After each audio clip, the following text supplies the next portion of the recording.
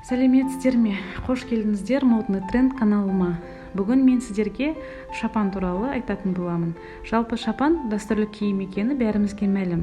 Бірақ қазіргі заманның талғамына сай шапан стильдері, түстері, әр маусымға арналған түрлері әлемнің фэшн индустриясын мойындатуда. Шапан ол дәстүрлі киім екенін білеміз, бірақ қазіргі таңда өте сәнді киім болып табылады.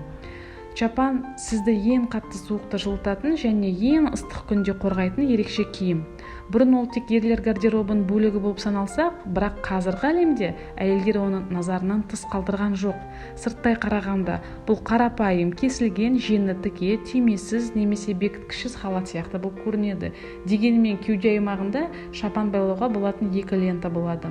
Бұрын шапанды қабаттасып қиып, соның арқасында шапан иесін тесіп өтетін, желден қорғайтын. Жылу үшін олар әдетте мақтадан немесе түйе жүнінен жасалған астарларды пайдаланған. Шапанның бүкіл матасы қолмен тоқылған, сондықтан оны тігу өте қиын жұмыс болып саналған. Ал қазіргі кезде шапанды тігін машинамен тігіп, неше түрлі модельді әр түрлі маусымға киетіндей етіп шығарып жатыр. Өзбекстанда, Қазақстанда, Қырғызстанда және де дәстүрімізге сай басқа елдерде шапан жиі киеді. Күнделікті өмір үшін олар қарапайым матадан жасалған бұйымдарды таңдайды. Велюр немесе мақта, адрас, ал астары джинстен жасалған. Жалпы шапанды қазіргі таңда көп маталармен байланыстырып мықты тренд шапан жасауға болады.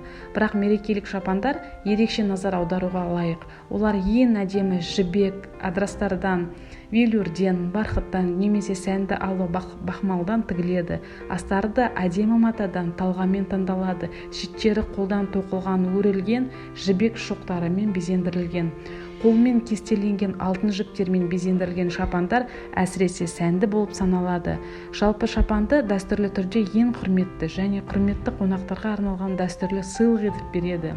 Қазір шапан Қазақстанда екінші рет дүниеге келді десек те болады, тек жаңа стильде. Қазір ол дәстүрлі ұлттық киімдердің бір бөлігі ғана емес, сәнге айналған басты киімнің бірі болып табылады. Көпшілікте қазір әйелдер шапан киеді, тек Қазақстан тұрғындары ғана емес, сонымен қатар әлемнің түкпір-түкпірінен келген әдемі өкілдер.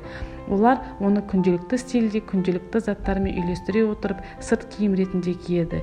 Ең жақсы және әйгілі қазақ, өзбек, қырғыз дизайнерлері шапандарды ойлап тауып, безендіреді. Ұзын және қысқа, ең түрлі түсті және әр түрлі түстер. Айтпақшы, мұндай сәнді нәрсенің құны арзан емес, өйткені біріншіден ол әрқашан қолдан жасалған, екіншіден қолданылатын табиғи маталар айтарлықтай қымбат. Бірақ ою-өрнекпен бір аналық шапанды тігу үшін 10 метрге дейін уақыт кетеді. Адрас, өйткені бұл матаның ені бар болғаны 40 сантиметр. Бірақ екінші жағынан бұл нәрсе бірегей болады және ол барлық өтіп бара жатқан адамдардың таң қалдыратын көзқарастарын тартатыны сөзсіз.